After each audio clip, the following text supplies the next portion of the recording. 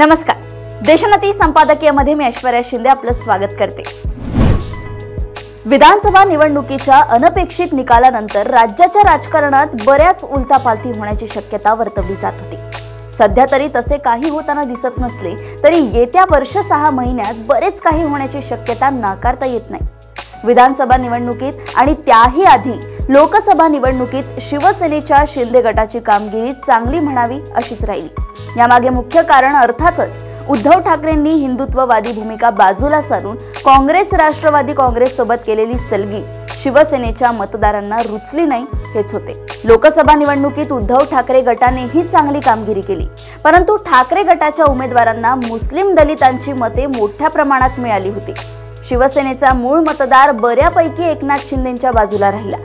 विधानसभा निवडणुकीत ठाकरे गटाला मुस्लिम दलितांची म्हणावी तशी साथ मिळाली नाही आणि त्याचा जबर फटका त्यांना बसला. गेल्या 5 वर्षात आपण आपला हक्काचा मतदार मोठ्या प्रमाणात गमावला आहे याची जाणीव झाल्यानेच उद्धव ठाकरे पुन्हा हिंदुत्ववादी भूमिकेकडे वळत आहेत.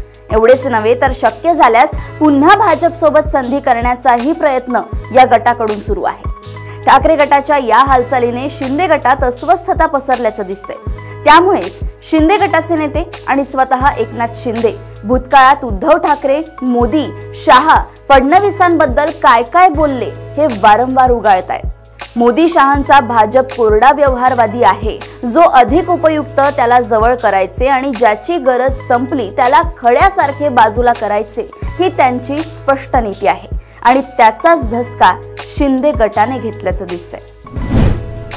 अशाच राजकीय घडामोडी व अपडेट सोबत पुन्हा भेटूया देशोन्नती संपादकीयमध्ये. बघत रहा देशोन्नती. नमस्कार. ठळक घडामोडींसाठी देशोन्नती न्यूज चॅनलला सबस्क्राइब करा आणि बेल आयकॉन प्रेस करा.